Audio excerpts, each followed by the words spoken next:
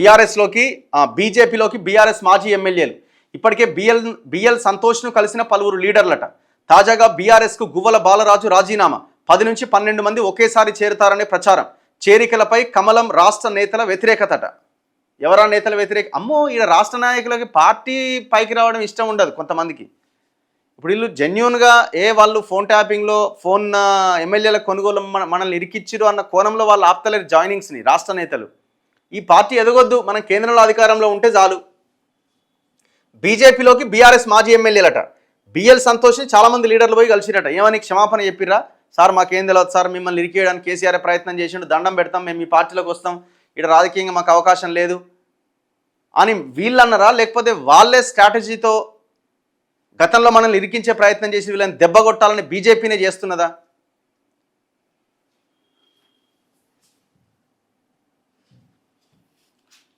Ego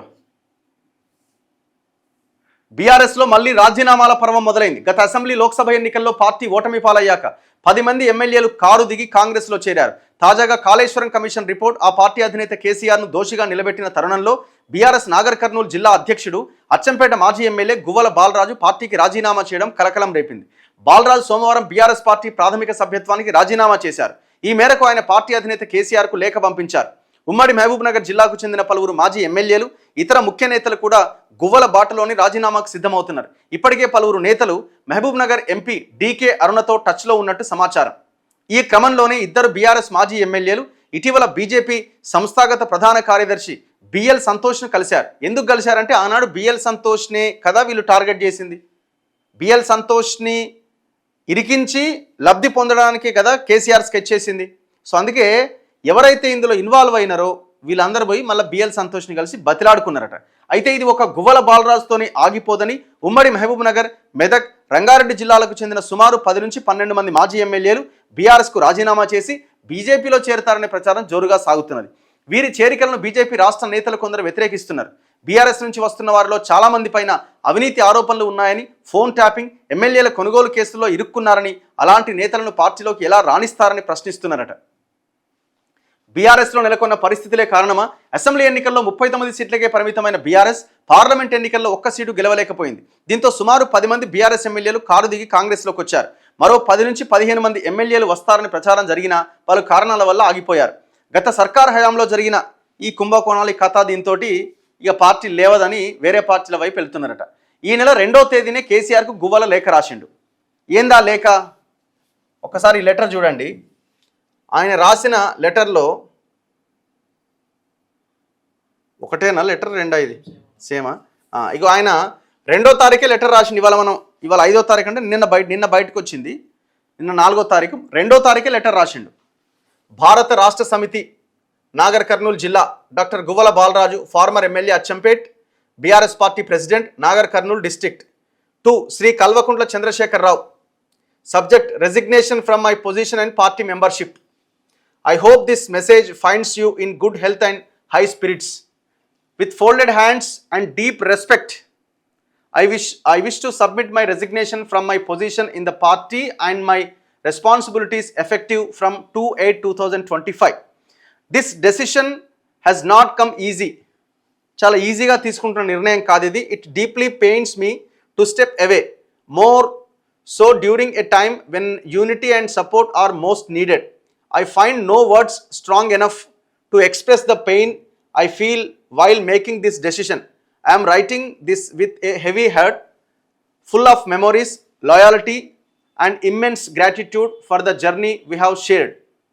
For almost 2 decades, 20 సంవత్సరాలు, I have been a humble worker under your leadership, learning, growing, and serving from the grassroots level to the responsibilities instructed to me. Every moment in this journey has been meaningful only because of your faith in me. I truly thank you for giving me the platform and strength to rise and serve the people. My only intention throughout this journey has been the upliftment of the downtrodden, the empowerment of the last person standing in the line. That mission continues to live in my heart and I will keep striving for it in whatever capacity I can. I live with no bitterness, no complaints. ఎలాంటి complaints లేవట. ఎందుకు పోతున్నావు అని అంటే నాకేం complaints కానీ ఇంకోటి కానీ లేదు, only gratitude and respect. I hope you appropriate my journey, appreciate my journey, my contributes and my intentions. I am forever thankful for the dignity and identity the party gave me. It will always remain a part of who I am with utmost humility and reverence. I request you to kindly accept my resignation. With sincere regards, Dr. Guvala Balraju. Phone ఎత్తుతలేడు పెద్ద మనిషి, చేద్దామంటే మనం మాట్లాడక చాలా రోజులు అయింది అనుకోండి, ఎప్పుడో ఎప్పట్లో మాట్లాడి.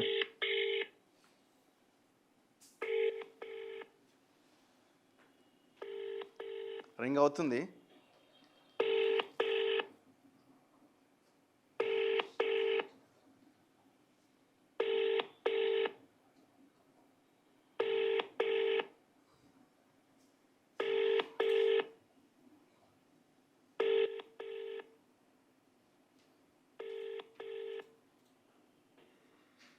మీరు కాల్ చేస్తున్న వ్యక్తి సమాధానం ఇవ్వడం లేదు, దయచేసి మళ్ళీ ప్రయత్నించండి.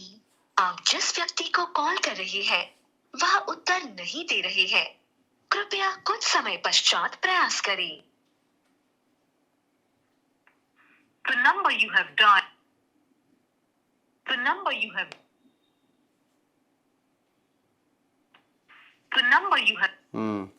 ఎత్తట్లే. సో మొత్తానికి గువ్వల బాలరాజు రాజీనామా చేసిండు, భారతీయ జనతా పార్టీలోకి వెళ్తున్నాడని అంటున్నారు. చూడాలి మరి ఆయనతో పాటు ఇంకెవరు పోతారో అని. మరి రేగా కాంతారావు లేకపోతే ఆయన పేరైతే వినబడతలేదు, ఈయన పైలట్ రోహిత్ రెడ్డి ఆయన కూడా పోతాడా, అండ్ ఇంకా చాలామంది ఉన్నారు కదా, వీళ్ళు కూడా పోయే అవకాశం ఉందా చూడాలి మరి. ఇప్పుడు ఈ టోటల్ కేసులో వెరీ ఇంట్రెస్టింగ్, ఈ ఫామ్ హౌస్ ఎమ్మెల్యేల కొనుగోలు కేసులో వీళ్ళందరూ ఆనాడు బీజేపీకి వ్యతిరేకంగా కేసీఆర్ ట్రాప్లో పడి కేసీఆర్ చెప్పినట్టు చేసుకుంటూ పోయినారు. మరి ఇందులో బలిక బక్రా ఎవరు? నందకుమార్ అని ఒక ఆయన ఉండే, మీకు గుర్తుందా? ఆయన ఇరికిచ్చి ఆయన దాదాపు 70 రోజులు ఏమో జైల్లో పెట్టారు. ఒకసారి ఆయనకు ఫోన్ చేద్దాం, ఆయన అభిప్రాయం ఏందో తెలుసుకుందాం. ఎందుకంటే ఈయన బీజేపీలోకి వీళ్ళందరినీ తీసుకుపోవడానికి ప్రయత్నం చేసిన అన్నది కేసీఆర్ పసిగట్టిండు. నమస్తే నందకుమార్ గారు. నమస్తే అండి. లైవ్లో ఉన్నారు మీరు. చెప్పండి. ఇప్పుడు ఈ గువ్వల బాలరాజు బీజేపీలో జాయిన్ అవుతున్నాడని అంటున్నారు. మొన్న ఆయన రిజైన్ చేశారు. మరి ఇప్పుడు ఈ బీరం హర్షవర్ధన్ రెడ్డి పేరు కూడా వినబడుతున్నది, పైలట్ రోహిత్ రెడ్డి పేరు వినబడుతున్నది. ఇప్పుడు మీరు జైలుకి పోయారు కదా ఈ ఫామ్ హౌస్ దాంట్లో కేసులో. జైలుకి పంపించింది మరి వీళ్ళే పంపిరా? మరి వీళ్ళే నలుగురే కదా, ఆ నలుగురు. ఓకే. మరి పంపించిన తర్వాత మరి ఇది ఒక విచిత్రమైన సంఘటన. అయినా మంచిది రాగన్నా, ఎందుకంటే అసలు ఈ ఫామ్ హౌస్ స్టోరీ మొత్తం బయటికి రావాలి. అసలు దీని ఇంకా ఎవరు ఏం చేసిరు అనేది నేను ఎప్పటించో చాలా ఇంటర్వ్యూలో కూడా చెప్పాను. అట్లీస్ట్ ఇప్పుడు కనీసము ఎవరు ఏం చేశారు, ఎవరు నిజము, ఎవరు అబద్ధము, ఎవరు కరెక్ట్ అనేది ఇప్పుడు తెలుస్తుంది నేను అనుకుంటున్నా. Next time to come out all the truth. అక్కడ మాలాంటి అమాయకులు ఇరికించి అందరూ ఎంజాయ్ చేసిర్రు. సో ఇప్పుడు అసలు విషయాలన్నీ బయటకు వస్తాయని అనుకుంటున్నాను. ఇంకా ఉన్నాయి కాన్ఫిడెన్షియల్ విషయాలు నా దగ్గర కూడా ఉన్నాయి.